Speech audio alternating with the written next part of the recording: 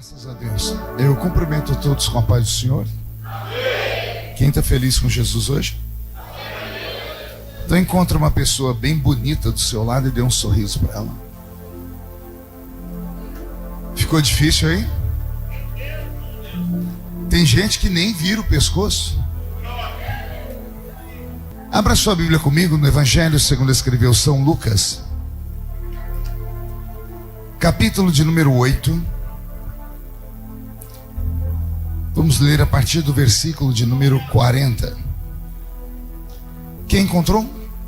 Lucas, capítulo de número 8, versículo de número 40.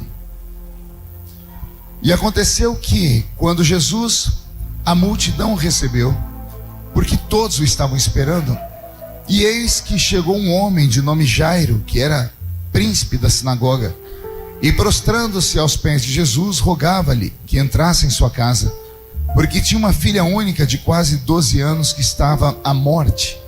E indo ele, apertava a multidão.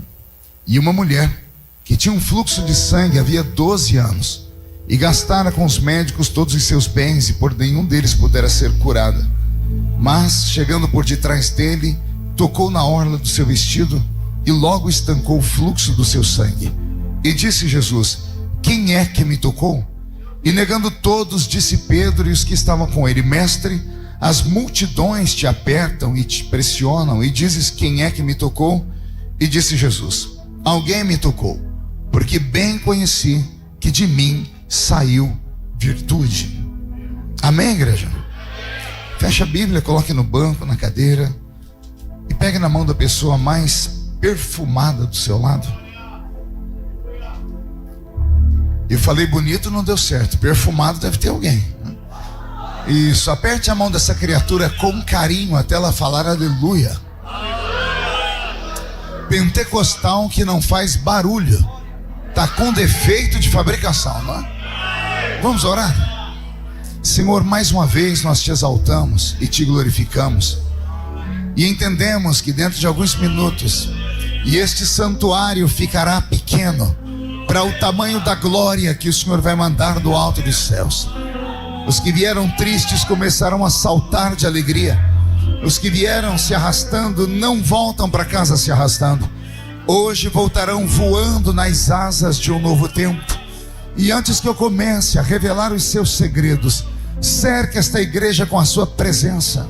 E num raio de 5 quilômetros, onde houver um demônio alojado, eu dou a esses demônios segundos para sumirem de Hortolândia, porque se não sumirem, serão queimados pelo poder da sua glória, que aqui será derramada.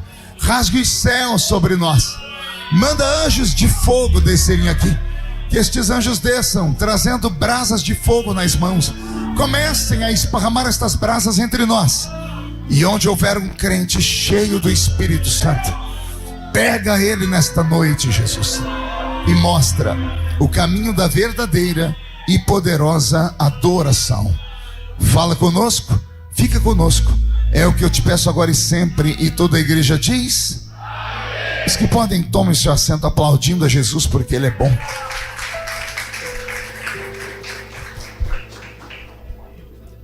Querida igreja, noiva do Cordeiro, simpatizantes da nossa fé, amigos que vieram de perto ou de longe para este lindo culto, estar na presença de Deus deve ser para nós motivo de imensa alegria. Imagine que nesse exato momento, quantas pessoas que um dia pisaram no Santo dos Santos estão se arrumando ou saindo de casa para irem para as baladas, para irem para as bocas de fumo. Alguns estão indo para dentro dos hospitais, outros de dentro do hospital estão indo para dentro de uma UTI. Possivelmente muitos não verão o sol brilhar amanhã. Com todas essas misérias acontecendo neste exato momento, você teve a melhor de todas as escolhas e veio passar uma noite na presença de Deus.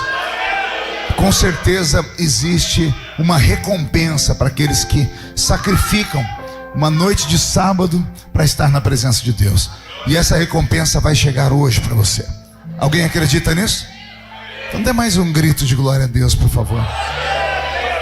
Eu prometo que não vou demorar muito, tá? Esses dois textos que eu li na Bíblia Sim, 2 textos, porque eles contam 2 histórias. Conta a história de 2 mulheres. Uma está iniciando a vida e a outra está terminando a sua vida. A que deveria estar iniciando a vida morreu. A que deveria estar terminando a vida, embora o seu corpo estivesse de pé, a sua alma, o seu espírito já estavam mortos há muito tempo. Uma é a filha de Jairo, uma menina de 12 anos. A outra, a Bíblia não conta para nós o seu nome, só diz que fazia 12 anos que ela lutava com uma enfermidade incurável. Como a Bíblia é linda quando ela fala conosco, né? Uma menina vivia há 12 anos e uma mulher morria há 12 anos. Olha que interessante. Uma menina há 12 anos vivia e uma mulher há 12 anos morria. O importante é que essas 2 mulheres vão cruzar o caminho do mestre e Jesus vai dar vida para as 2. Vai dar para elas uma oportunidade de caminharem um pouquinho mais nessa terra. Interessante aqui é descobrir que quando Jesus vai visitar a filha de Jairo, ele não vai sozinho, mas ao entrar dentro da casa de Jairo e entrar dentro do quarto onde a menina estava, Jesus faz questão que somente 3 pessoas que estavam na sua comitiva, fora o pai e a mãe da menina, entrem com ele dentro do quarto. Não sei se vocês já repararam isso. Jesus já tinha a sua escola, ele já tinha os seus 12 discípulos que ele transformaria em apóstolos. Mas quando ele entrou na casa de Jairo, para entrar dentro do quarto onde a menina estava, Jesus não deixou todos os seus discípulos entrarem. Ele só deixou 3 discípulos entrarem com ele no quarto onde estava a filha de Jairo. Ele só permitiu que Pedro, Tiago e João, qual o nome deles? Entrassem com ele dentro do quarto. E a pergunta que fica é: por que Jesus não deixou os outros 9? Os outros 9 não eram escolhidos por ele? Não eram homens especiais também? A nossa fé não está estabelecida e alicerçada na fé dos apóstolos? Não é isso que nos diz as cartas de Paulo? Pois bem, se eram tão importantes e se eram tão homens santos, por que nem todos puderam entrar dentro do quarto onde aquela menina estava? Só isto aqui daria uma meditação de pelo menos umas 5 horas. Mas como nós não temos tanto tempo assim, eu só quero deixar um breve resumo. É simples. Nem todos os que caminham estão preparados para ver. Vou falar de novo. Opa, meu chefe, o senhor chegou aqui, eu nem vi. Reverência. E veio num terno bonito, hein? Ele está parecendo um manequim de vitrine de shopping center. Não tá?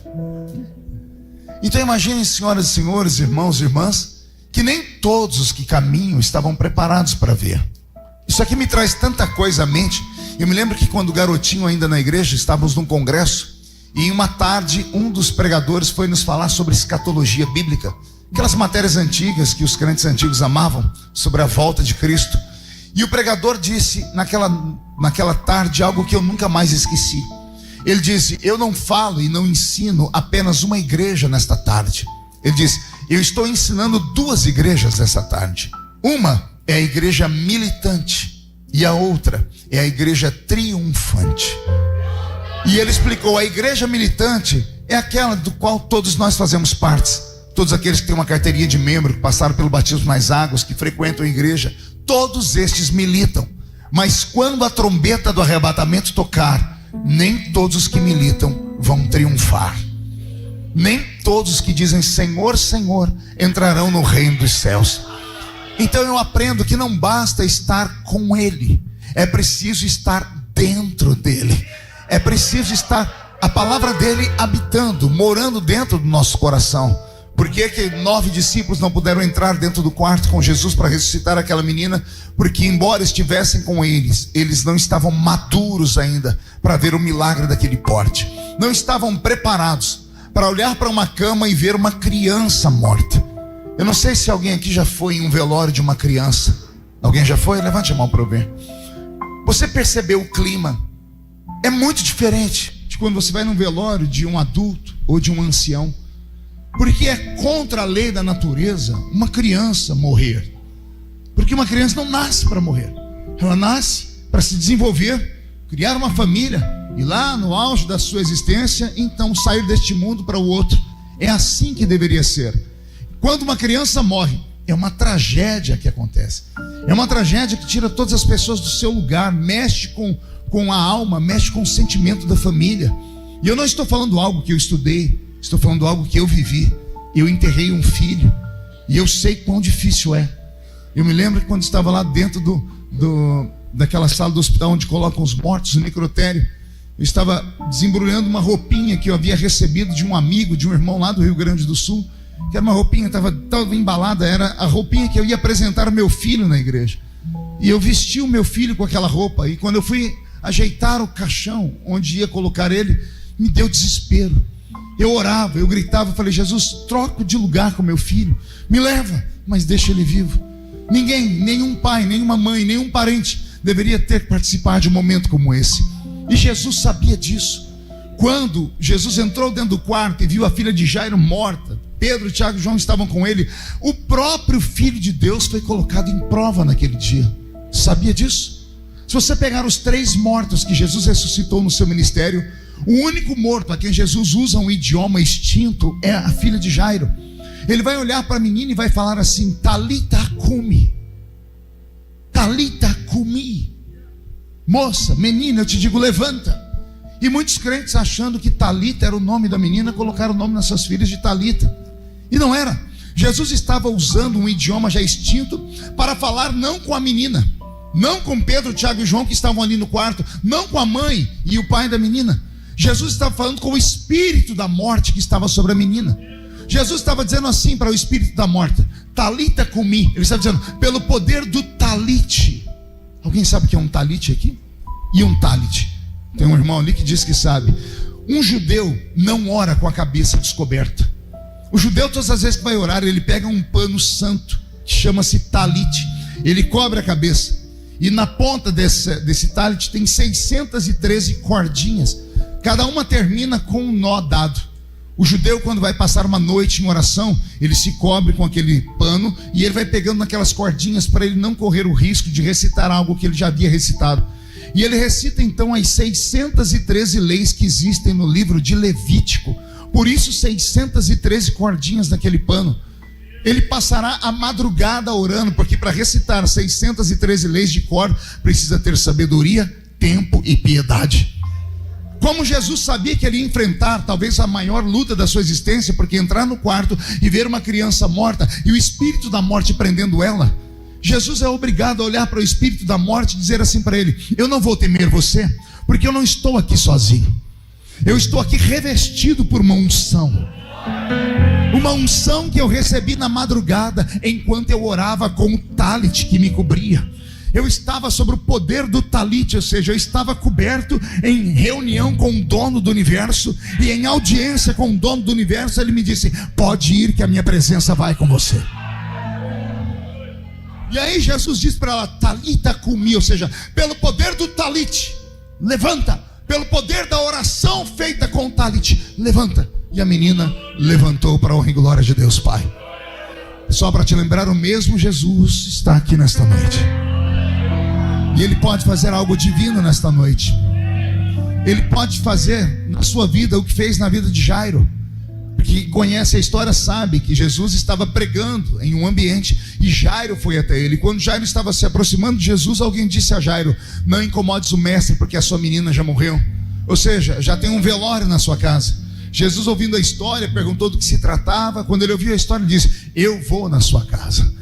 Era a maneira de Jesus dizendo assim: eu vou até o velório e eu vou acabar com o velório nessa noite. Você pode não acreditar no que eu vou dizer, mas tem pessoas aqui que, embora viessem para cá, estão aqui me olhando. Alguns até tentaram dar glória a Deus, mas se pudessem, estariam em casa agora, porque deixaram dentro da sua casa um profundo e poderoso velório. Tem alguma coisa que morreu lá. Não sei se foi o casamento, se foi a vida dos seus filhos, se foi a carta do emprego que você recebeu dizendo que você está desempregado. Eu sei que ficou um velório na sua casa e você veio até Jesus. No meio do caminho os demônios te disseram: volta para casa, porque não adianta, não tem esperança para lá. Mas olha o que Jesus manda o pregador te falar: fique em paz. Quando o culto terminar, você não vai voltar para casa sozinho. Jesus vai pegar na sua mão e vai entrar na sua casa e vai acabar o velório nesta noite lá. Só quem acredita nisso, dá um berro de glória a Deus, por favor. Como a Bíblia é linda e maravilhosa.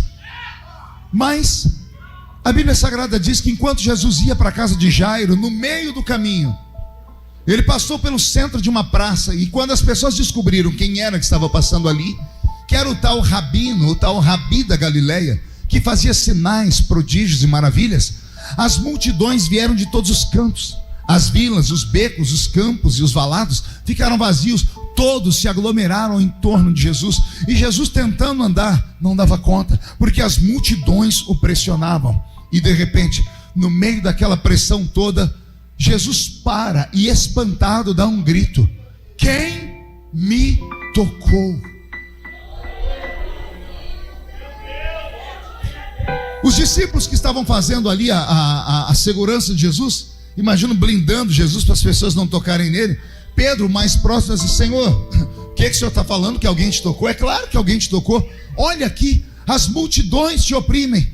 E Jesus diz: não, Pedro, alguém tocou a minha alma. Essa pessoa que me tocou não é como as outras que querem tocar no meu rosto, querem roubar um pedaço do meu vestido para levar para casa e colocar sobre os doentes. Essa pessoa que me tocou não estava atrás do meu suor para que alguém faça chá dele. Não. Esta pessoa tocou com fé. Ela tentou tocar no meu corpo, mas não conseguiu. Ela só conseguiu com a ponta dos dedos tocar na minha roupa. E quando ela tocou na minha roupa, ela atraiu, como um imã, ela atraiu a unção que estava dentro de mim. E esta unção desceu sobre esta pessoa e ela foi curada.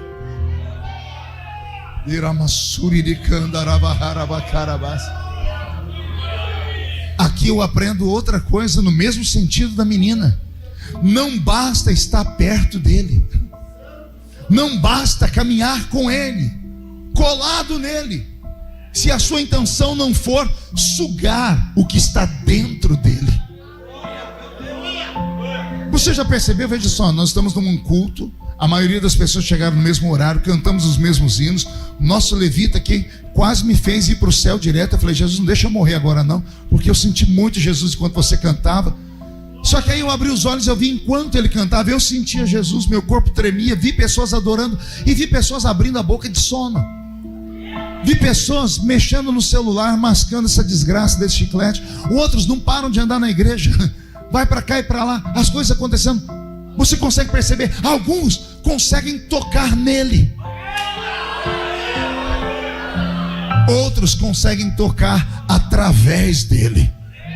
E somente quem consegue atravessar a parte natural recebe o seu milagre. Eu espero que nesta noite aconteça isso com você. Posso ouvir mais um glória a Deus? Mas mude a música para mim, Roberto. Quando nós vemos a história, parece muito simples, mas não é assim.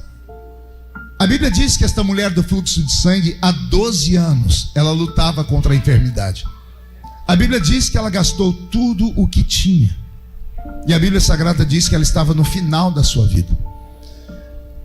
Lá na terra do Oriente Médio, nos tempos de Jesus, como a alimentação era diferente e a expectativa de vida das pessoas eram diferentes, as pessoas morriam muito cedo. Era raro alguém viver mais do que 40, 50 anos, porque Israel vivia debaixo de uma opressão dos romanos e eles eram escravos. Escravo come o que resta. Escravo trabalha 2 vezes mais que os outros. Pela força que eles exerciam trabalhando e pela falta da alimentação correta, simplesmente esse povo tinha uma expectativa de vida muito pequena, viviam muito pouco. Lá em Israel, como as pessoas viviam menos porque a alimentação era diferente e porque o mundo era diferente, a expectativa de vida de uma pessoa era muito curta. Então o próprio organismo dos seres humanos se habituaram naquele tempo a viverem dentro da sua expectativa. Imagine que uma menina em Israel, há 2 mil anos atrás, ela tinha o seu fluxo de sangue iniciado, ou seja, a sua menstruação, quando ela tinha 12 anos de idade. Quantos anos eu disse?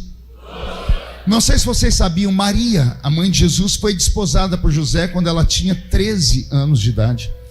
Quando uma menina no Oriente Médio, ela menstruava, e ela chamava a mãe e falava, a mãe já havia deixado separado uma trouxinha de roupas, porque isso era esperado naquele tempo.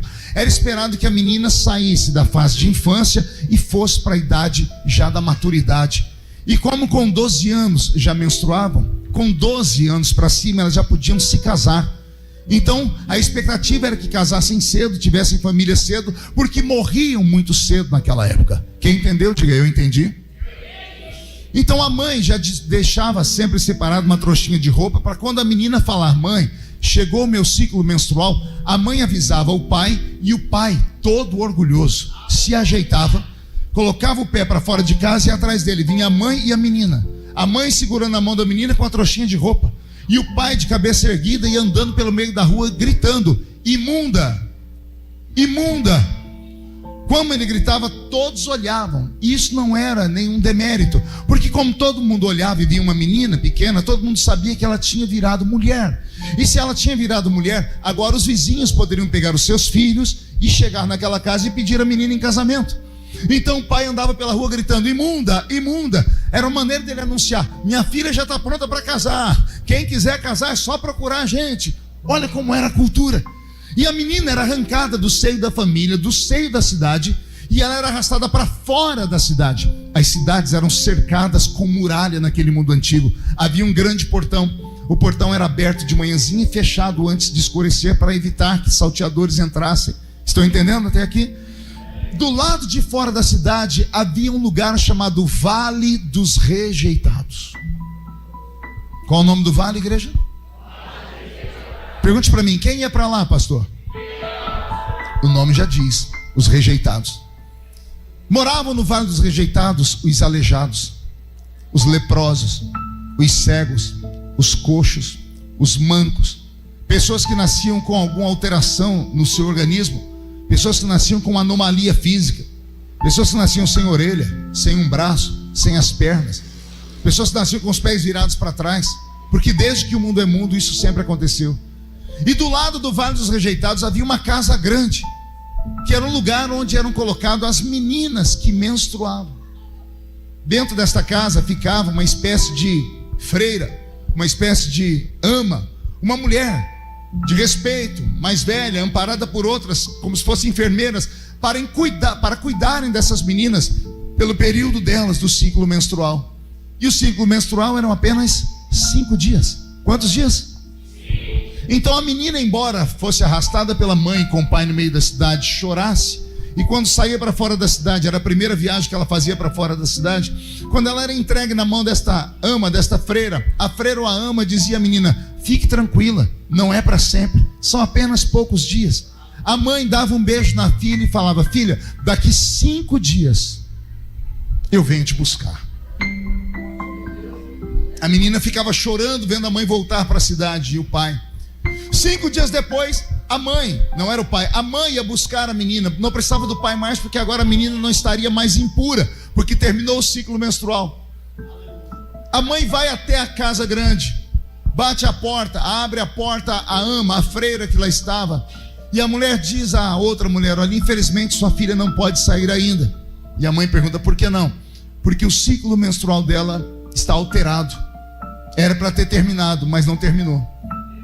A menina pela janela chora e a mãe diz: fica tranquila, aconteceu isso com a sua tia, aconteceu isso com a sua avó, aconteceu isso com um parente, com a vizinha, filho da fulana de tal.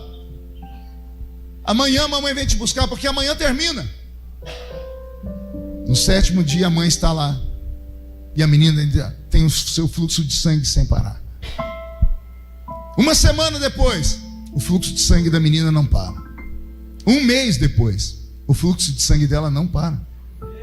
Meio ano, e a menina ainda está sangrando. 1 ano, e a menina ainda está sangrando. 2 anos, e a menina ainda está sangrando. São 12 anos. Quantos anos eu disse? A pergunta que eu faço: quem aqui suporta uma luta tão pesada por 12 anos? Quem aguenta? Quem tem paciência de cuidar de um doente por 12 anos sem parar? A prova de que o ser humano não tem paciência tem nome: asilo. Qual nome eu disse? Quem já foi num asilo aqui? Você entra no asilo, dá uma angústia, porque você vê ali pessoas, seres humanos que deram a vida pelos filhos, que deram a vida pela sociedade. Aí o filho e a filha não têm paciência, porque agora estão casados. O meu marido não quer a minha mãe, a minha esposa não aceita a minha mãe nem o meu pai. Então, pelo meu casamento, para salvar ele, eu deixei minha mãe e meu pai lá, isolaram. As pessoas não têm paciência com doentes. Eu não sei se alguém aqui tem algum parente que tem câncer. Quando o câncer bate a porta de uma família, na hora, a família toda se comove. Vem gente lá da Conchinchina, as pessoas pegam o avião, gastam tudo que tem, vem de bode, vem de jegue, mas vão lá para prestar a sua solidariedade, assim, conta conosco, o que for preciso, nós estamos aqui. Primeira semana é amor incondicional. Um mês as pessoas estão lá ainda. Segundo mês a família, eu estou precisando de dinheiro porque não tem como abastecer o carro para levar no hospital. As pessoas já começam a desligar o WhatsApp. 2 meses depois ninguém mais quer ser parente. 6 meses depois acabou, é como se a pessoa já tivesse morrido. Eu olho essa história, e a primeira vez que Deus falou isso comigo, quando eu entendi a história, eu chorei. Porque essa menina ficou 12 anos abandonada. A Bíblia diz que ela vendeu tudo. Ela vendeu o quê? Como que ela vendeu tudo? O que ela tinha se ela era uma menina quando foi para lá? O pai e a mãe venderam tudo, deram a parte dela e disseram para ela: se vira. O pai e a mãe saíram da cidade e mudaram para outro lugar. Pergunte por quê? Porque naquela época toda doença que não tinha explicação era tido como uma maldição. As pessoas diziam: a filha do fulano de tal está com aquele problema ainda, é pecado. Pode vasculhar que tem pecado escondido. Essa menina deve ter seduzido alguém. O pai deve ter bulinado com ela, o pai deve ter abusado dela. Para Deus estar tratando desse jeito, isso aí é algum tipo de pecado escondido. E começam as murmurações, ainda mais uma sociedade religiosa como era naquele tempo. O pai e a mãe não suportaram e mudaram da cidade e abandonaram a menina lá dentro. A história dela fica conhecida em toda aquela região como a mulher fantasma. A mulher o quê? Pergunte por quê, pastor? Como ela tinha um fluxo de sangue ininterrupto por 12 anos a fio. Ela tinha uma anemia profunda. A anemia profunda deixou a pele dela esbranquiçada. Em qualquer ambiente que ela fosse, ela se destacava das demais pessoas que não tinham esse problema. Ela andava com uma burca que deixava até os olhos dela, apenas os olhos dela para fora, para não ser vista, porque todas as pessoas, como conheciam a história dela, e ela por ter a pele branca, podia ser confundida com um leproso que tinha a pele branca também. Essa mulher passou 12 anos no inferno, em um calabouço, trancada dentro daquela casa, perdeu o pai, perdeu a mãe, perdeu tudo. Até que um dia, acredito que deve ter sido por volta de 12:00, 1h, porque o portão da cidade é aberto às 6 da manhã e fecha às 6 da tarde. Jesus havia pregado em um ambiente, está vindo para a casa de Jairo, tem uma praça no meio do caminho, é na praça que as pessoas tomam conta dele. Devia ser entre 12:00 e 1h da tarde. Quando Jesus cura o cego que estava por ali, quando Jesus cura os paralíticos que estão por ali, porque a Bíblia não conta tudo. João escreveu dizendo que se todos os milagres de Jesus fossem escritos nos livros, nem todos os livros do mundo seriam folha suficiente, porque onde Jesus estava aconteciam milagres. E aí, alguém que estava lá no meio daquela multidão, possivelmente um habitante do Vale dos Rejeitados, um cego, um coxo, um leproso, que estava no meio da cidade. Pastor, mas como assim? Se eles eram amaldiçoados, viviam no Vale dos Rejeitados, como é que alguns vinham para a cidade? Os que vinham para a cidade recebiam uma espécie de alvará da prefeitura para poderem esmolar. Alguém se lembra do cego Bartimeu? Ele estava sentado meio fio, Jesus veio numa multidão, ele ouviu gritos, falaram para ele que era Jesus, ele dando a gritar. Aí alguém mandou ele calar a boca, aí que ele gritou mais alto ainda. Gritou tanto que chamou a atenção de Jesus. Jesus perguntou: o que está acontecendo? Alguém disse: tem um cego ali gritando. E Jesus disse: traz ele até aqui. Quando alguém chegou perto do cego, falaram o que para ele? Para de gritar, porque o mestre está cá e te chama. A Bíblia diz que Bartimeu ficou em pé, e ao invés de andar, ele pegou uma capa que estava sobre ele. O que ele fez com a capa? Quem lembra? Só um irmão leu a Bíblia aqui. O que ele fez com a capa? Ele pegou a capa e jogou fora. Por quê? Porque será que esquentou o corpo dele, ele não estava mais com frio? Não, aquela capa era o alvará que a prefeitura tinha dado a ele. Somente alguém que tinha aquele tipo de pano envolto no corpo estava autorizado a pedir esmolas. Mas ele não podia dormir na cidade. Ele dormia nos Vales dos Rejeitados. Quando dava 6 da manhã ele colocava a capa e vinha para a cidade, abria uma porta, ele ficava esmolando. No final do dia, quando ele pegava todas as esmolas que ele havia recebido, ele ia lá na feira e pegava o resto de frutas e de batata, o que tinha sobrado, ele comprava, pegava a sua trouxinha antes das 6 da tarde, porque a porta da cidade vai fechar. Ele saía e ia lá no Vale dos Rejeitados e repartia com todos os rejeitados a comida. Nesse dia, a pessoa que saiu 6 da manhã do Vale dos Rejeitados e foi pedir esmola, voltou antes da hora. E voltou com uma notícia. Ele atravessou o portão, chegou no vale gritando: chegou um milagre. Há um homem em Israel fazendo milagres. Chamam ele de Yeshua. Estão dizendo que ele é o Messias. Imagine uma cena de filme de terror, parecendo The Walking Dead. Imagina saindo das suas tendas gente leprosa, gente com doenças purulando pus e sangue, pessoas com anomalias físicas, cegos, coxos, aleijados, todos vindo perto desse que está contando a história. E lá na casa grande que estava perto, um monte de menina colocando a cabeça para fora da janela para ouvir a história. E aí esse que está chegando diz assim: tem um homem fazendo milagre na cidade. Eu vi paralíticos andarem, eu vi. E eu imagino as pessoas do Vale do Rejeitado dizendo: o que você veio fazer aqui? Eu vim aqui falar para vocês, se vocês não têm coragem de ir lá. Se vocês tiverem coragem de sair daqui e ir para lá, possa ser que vocês recebam um milagre. Por um momento a esperança desce no coração daquela multidão, mas de repente a razão começa a falar mais alto e alguém começa a dizer: mas se a gente andar na cidade sem o alvará, a gente não consegue chegar nem no meio da cidade, a gente é apedrejado. Sem a autorização a gente não pode entrar. Os leprosos que tinham autorização para andar na cidade, como aqueles que foram até Jesus, eles tinham uma plaquinha aqui no peito, escrita imundo. As pessoas só podiam andar na cidade, se não fossem perfeitas, se tivesse autorização. E a autorização tinha que ser suficientemente para as pessoas verem ou a capa colorida sobre os ombros ou a plaquinha no peito. E 98% daqueles que estavam no Vale dos Rejeitados não tinham plaquinha nenhuma. Se andassem na cidade, alguém visse um leproso, alguém gritasse: olha o leproso, olha isso, as pessoas estavam autorizadas a matar eles. Veja só, a esperança chegou, mas a razão veio junto. E quando a razão vem, você tem que lutar contra ela ou se entregar a ela. Enquanto há razão, a emoção não opera.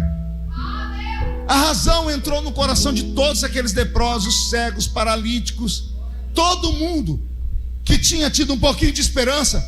Agora a esperança foi embora, porque as desculpas deles são essas: eu leproso ainda vivo mais uns 3 anos. Se eu entrar ali não dá tempo de ir até esse tal de Jesus aí, eu vou morrer antes. Então eu tenho 2 escolhas: ou morro antes ou fico aqui e espero a morte chegar daqui 3 anos. E a maioria sabe o que preferiu? Eu vou ficar aqui mesmo do jeito que eu estou, porque aqui eu pelo menos eu tenho comida, aqui eu tenho o mínimo necessário para viver. Todo mundo ficou ali.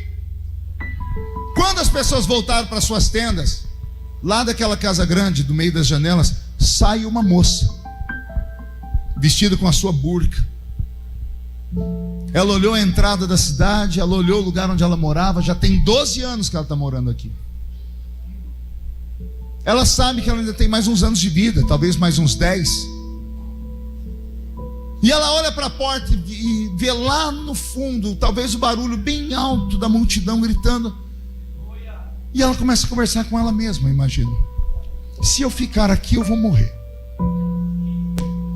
Se eu entrar na cidade, eu também posso morrer. Se eu ficar aqui eu vivo mais uns 10 anos. Se eu entrar, eu posso morrer agora, mas se eu conseguir chegar onde Jesus está,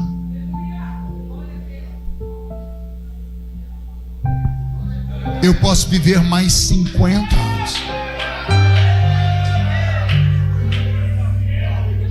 Com base na Bíblia, o próprio escritor disse: e o viver do homem é 70 anos, 80 anos, o que passar disso? Enfado, cansaço e canseira. Posso ficar e viver mais 10 anos, ou posso lutar por mais 50 anos. Se eu ficar, eu morro. Se eu ir, posso morrer também. Mas ela toma a melhor de todas as decisões. Eu me emociono quando falo disso. Eu imagino essa mulher se ajeitando, dando passos curtos, indo em direção à cidade, o coração dela quase saindo pela boca, o medo da morte, o medo de ser apedrejada, o medo de alguém reconhecê-la, mas ela dizendo para dentro dela, ela dizendo a ela mesma: eu morro, mas eu morro lutando. Eu morro, mas eu morro acreditando. Eu morro, mas eu não morro parado. Eu não vou morrer covarde. Eu não vou passar o resto da minha vida aqui dizendo: e se eu tivesse ido? E se eu tivesse tentado? E se eu tivesse acreditado? Eu abro um parênteses para falar que Deus não te trouxe aqui nessa noite só para ver um velho e veterano pregador que já está de barba branca pregar. O Senhor te trouxe hoje aqui porque Ele está te dizendo que você precisa ter coragem. É melhor ir e ter que voltar do que nunca ir. O senhor é louco, pastor? Quando você chegar no céu, chama Pedro e pergunta para ele: Pedro, como é que foi a experiência de pular em cima das águas? Como é que foi andar em cima das águas? Eu imagino Pedro dizendo: oh, foi lindo, eu andei, a água estava sólida debaixo do meu pé, eu me senti alguém especial. Aí de repente comecei a afundar, e Jesus falou: homem de pouca fé. E Jesus me catou e me colocou no barco de novo. Passei a vida inteira todo mundo dizendo assim: ei, homem de pouca fé. Mas aí, se eu conheço Pedro, ele vai te falar assim: olha, eu pulei e fui chamado de pouca fé. Imagina quem não pulou.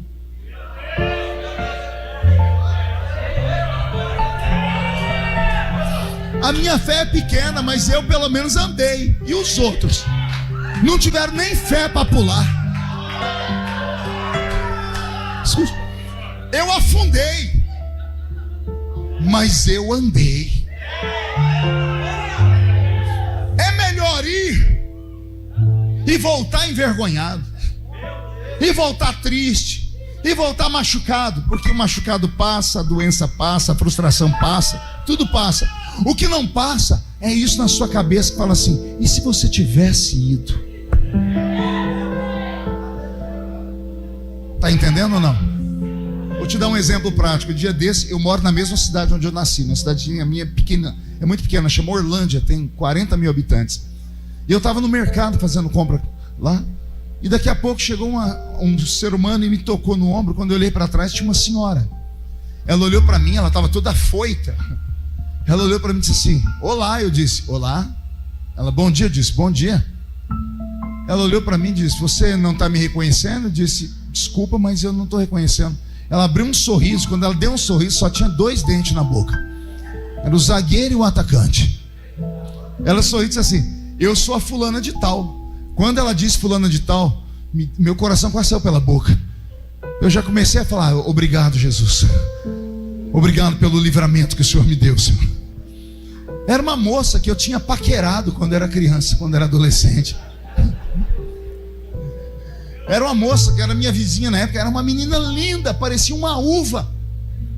E agora estava ali aquela coisa, estava parecendo um abacaxi. Eu nunca imaginei que uva virava abacaxi. Quando eu olhei para ela, eu não sabia se ela estava de frente ou de costa. E eu falei: Jesus, eu falei: oi, você está bem? Ela disse assim: podia estar melhor, né? Ela falou: como? Se eu tivesse dado asinhas para você. Olha que homem bonito. Olha que homem importante você virou. Olha que homem. Agora você é um homem até rico. Você tem tudo e olha eu como estou. Ela falou assim: eu perdi a chance. Ela disse: por que eu não tentei? E saiu andando. E eu falei: glória a Deus. Falei: obrigado, Senhor, pelo livramento. Mas eu não estou aqui dando testemunho, eu estou contando a história dela.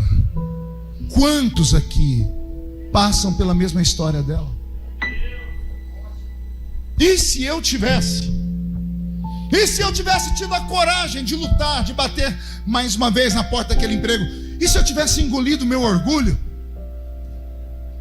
Se eu tivesse deixado aquele patrão, aquele chefe fazer o que ele fez comigo e eu abaixado a cabeça, pelo menos estava empregado até hoje. As pessoas, por causa do orgulho, por causa do medo e por causa da covardia, perdem as maiores chances da sua vida. Quantos daquele vale dos rejeitados poderiam ter sido curados se tivessem tido a coragem de entrar no meio da multidão, se tivessem tido a coragem de arriscar aquilo que tinham, porque era tão pouco que tinham? Que nesta noite esta palavra cate você, que nesta noite Deus abra os seus olhos, que nesta noite você não perca mais nenhuma oportunidade na sua vida. E o senhor acha que vai vir outra, pastor? Eu não acho, eu tenho certeza. Por quê? Porque Deus não me traria aqui para contar essa história só para você saber. Deus está falando que vai abrir uma porta de novo por misericórdia, e é para você entrar por essa porta.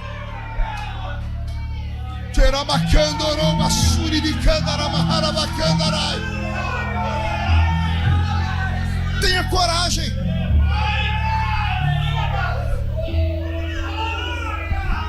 Não desista na primeira queda. Não pare na frente do primeiro obstáculo. Não deixe com que as pessoas passem a vida inteira debochando de você como um fracote, como um fracassado. Arrume forças onde você não tem. E vou te dizer mais: se você for fraco, como você pensa, como todo mundo pensa, não deixe ninguém saber.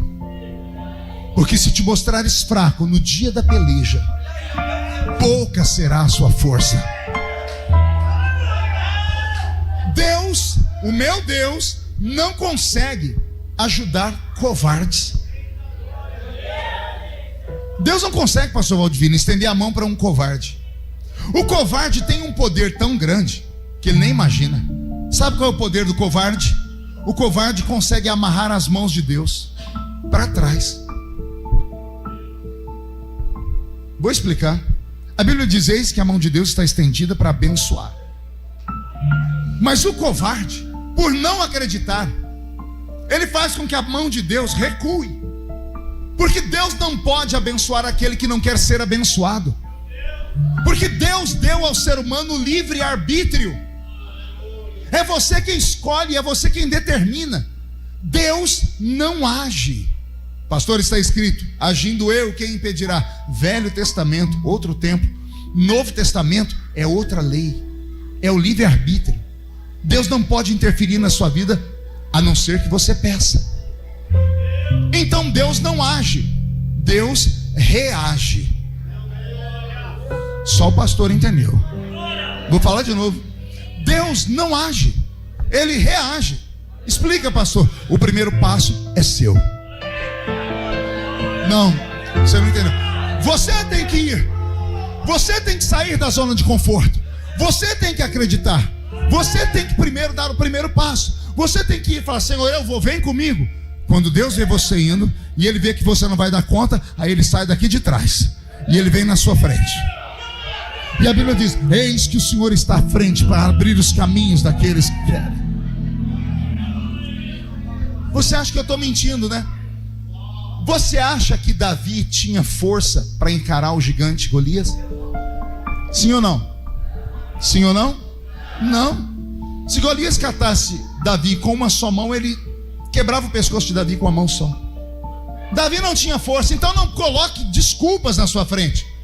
Não fica falando: ai, o meu milheiro é o menor da casa de Israel. Não diga para Deus, como disse Jeremias: ah, Senhor, eu sou só uma criança, como posso eu ser usado? Não dê desculpa. Desculpa é o refúgio de quem não crê. Quem não crê se esconde. Quem não crê sempre vai dar uma desculpa. E quem crê, pastor? Quem crê sempre vai dar um jeito. Quem crê sempre vai dar um jeito. Essa é a diferença entre quem vence e quem não vence. Davi não tinha força, mas pense no menino que sobrava coragem dentro dele. O que Deus espera de você não é força, é coragem. É coragem para você falar: eu vou levantar hoje e vou. Eu vou tentar. eu vou lá naquele seminário, eu não tenho condições de pagar, mas eu vou pedir emprestado, eu vendo a minha bicicleta, porque eu quero ser um obreiro. Você tem que mostrar como é que o pastor vai consagrar um obreiro, se a pessoa fica sentada no banco, o culto inteiro olhando o pregador com essa cara feia, parecendo que foi batizado num pote de vinagre. Como é que nós vamos usar alguém na igreja se a pessoa não abre a boca nem para respirar no culto? O pregador tem que falar, pastor tem que falar, aí você fica parado com essa boca travada, com essa boca de aço, essa língua de ferro, esse queixo de concreto. Você não pediu para Deus falar com você? Deus está falando. O Senhor está dizendo para você: não tenha pena de si mesmo por causa desse fluxo de sangue. Não tenha pena de si mesmo que você está aleijado. Não tenha pena de si mesmo que você é assim ou é assado, que você não estudou por causa disso ou daquilo. Para de dar desculpa. Dá um jeito. Acredite em si mesmo. Porque se você não acreditar em você, quem é que vai acreditar?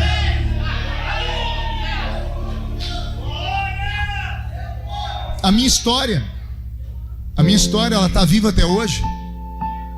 Porque em todos os lugares por onde eu passei, as pessoas começaram a olhar e disseram: se Deus fez na vida dele, pode fazer na minha também. Hoje eu sou uma pessoa importante, como dizem por aí. Eu não me sinto, mas dizem que sou. Por que as pessoas ainda param para me ouvir? Param para me ouvir porque a minha vida é um exemplo. Porque eu nem sempre fui isso. Eu fui cortador de cana. Eu ponho laranja, algodão, café. Eu tenho minha caixa de engraxar sapato até hoje. Minha mãe até hoje não sabe ler nem escrever. Nós morávamos em 12 pessoas dentro de 2 cômodos.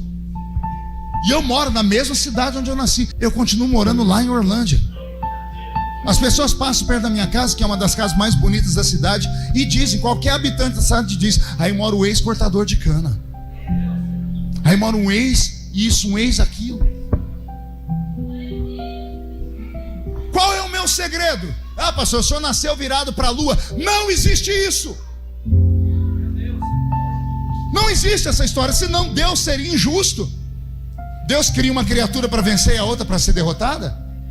Que Deus é esse? O Deus que abre uma porta para aquela e não abre porta para essa? É mentira. Essa história de que a pessoa nasce virada para a lua. Todas as pessoas que romperam na vida tiveram que ir além do normal. Tiveram que acreditar naquilo que não existia aos seus olhos. Tiveram que correr atrás. Tiveram que se esforçar. 4 dias na igreja evangélica eu já sabia o que eu queria ser. Me levaram na casa de um amigo que chamava Leleco. Era o apelido dele, era Leleco, o nome dele era Luiz Augusto. Casa dele extremamente pobre. A mãe dele era gari na nossa cidade. Ela varria a rua. E ele cortava cana junto comigo. Cheguei na casa dele. Ele colocou uma fita cassete num aparelhinho daqueles que a gente tinha. E ele colocou um pregador. E eu ouvi aquele pregador. Era o pastor Idecaso Takayama. Quando eu vi aquele homem pregar com aquela voz bonita, aquela eloquência, e no fundo aquele barulhão de gente adorando a Deus, eu dei um pulo da cadeira e disse: é isso. O Leleco assustou e disse: é isso o quê? É isso que eu quero. Ele deu um sorriso desdentado também e falou assim: isso aí não é para nós não. Falei: por que não? Ele disse: olha onde nós mora.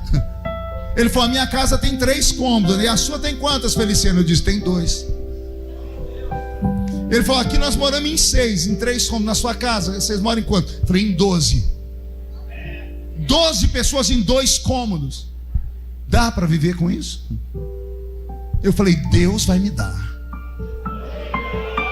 Porque eu li aqui, ó: pede e eu te darei as nações por herança. Eu li aqui: a quem enviarei? E eu disse: eis-me aqui, envia-me a mim. Aqui está escrito: bate que a porta abre, pede que você vai receber, procure que você vai achar, acredite que você vai alcançar. Deus pode te dar. Anote no seu coração: existe uma lei que eu acredito nela, que é a lei da atração. Você atrai aquilo que você deseja. Você atrai para si aquilo que você deseja. E isso não é inveja, não é olho gordo. Quando você deseja, almeja alguma coisa muito forte, é porque alguém lá em cima plantou dentro de você esse desejo. E isso será o seu futuro se você acreditar. O problema é que no meio do caminho você parou. Você foi ouvir os Sambalates e Tobias. Vou apertar. Você congrega num lugar onde você teve a infelicidade de ser amigo de um coveiro de igreja. Talvez aqui não tenha. Lá onde eu nasci era assim, de coveiro. Crentes que nunca alcançaram nada na vida, mas tinha uma pá para abrir uma cova e me enterrar quando eu contava o meu sonho. Quando eu dizia eu vou viajar, eu vou romper, eu vou vencer, todo mundo ria. Eles riam e eu acreditava. Eles debochavam e eu continuava persistindo. Os profetas falaram que ia ser pregador, então comecei a pregar. Eu não pregava porcaria nenhuma. Eu errava tudo a Bíblia. Um dia eu levei Elias para o monte Horebe e fiz cair fogo no monte Horebe. E o fogo foi no Carmelo, né? Eu sei que eu esqueci ele em um dos morros na hora que eu estava pregando. Eu fiz Moisés construir a arca de Noé.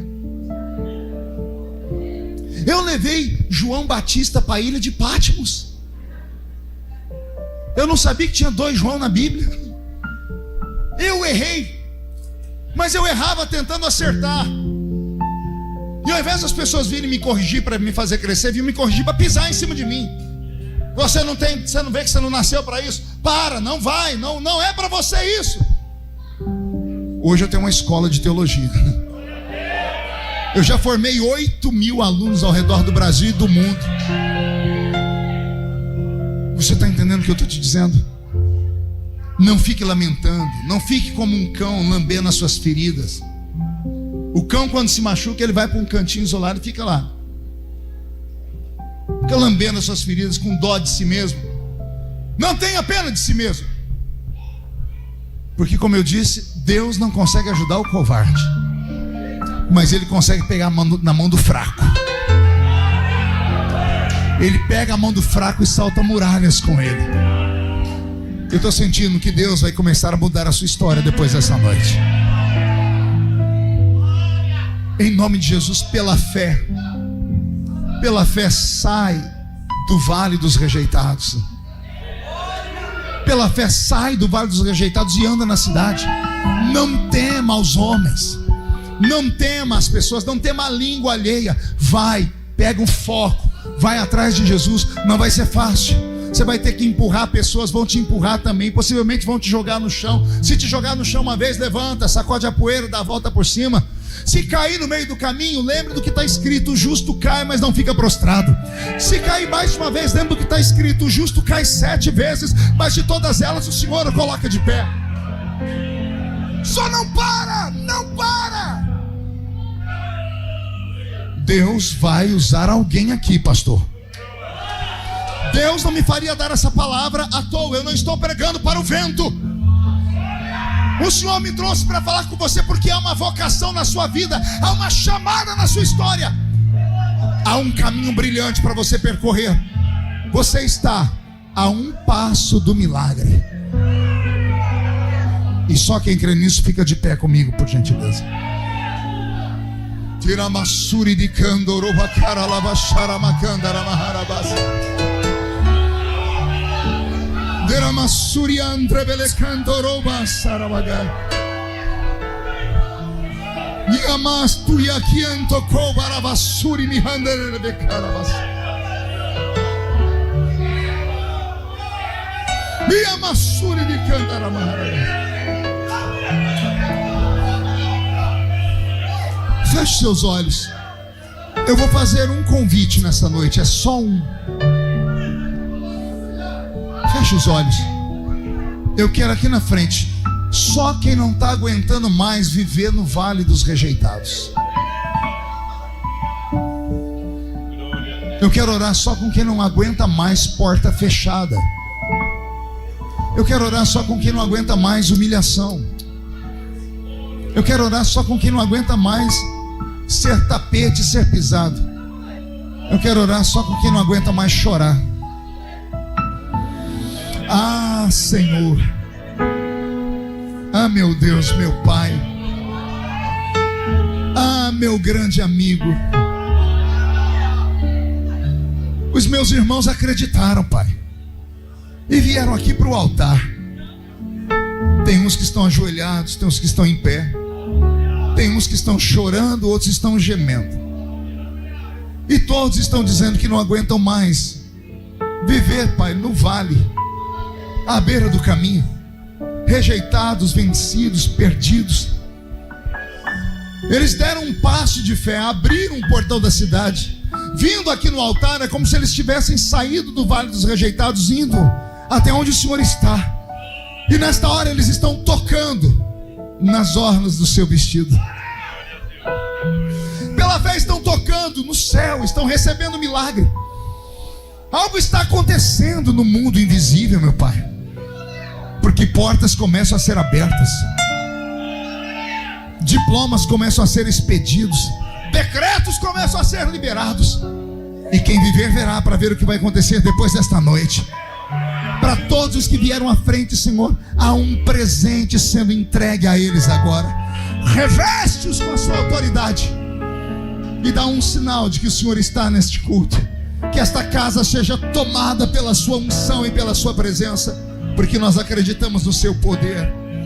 Os que estão ajoelhados fiquem de pé, e todos os que estão de pé, de olhos fechados, abram a mão direita levantada para o céu. Abra a mão direita e diga comigo, em nome de Jesus: todos os demônios que lutaram contra a minha vida, contra os meus sonhos, eu ordeno, venha para a palma da minha mão agora. Feche a sua mão com autoridade. Aí na sua mão estão os demônios que prenderam, que fecharam as portas. Nós vamos jogar no chão. Eu vou contar até 3 primeiro. No 3 nós vamos jogar no chão e nós vamos pisar em cima. E depois que você pisar em cima, você vai abraçar umas 2 ou 3 pessoas e vai dizer para elas: toque até receber o milagre, não desista, porque Jesus está voltando. 1, você nunca mais será o mesmo.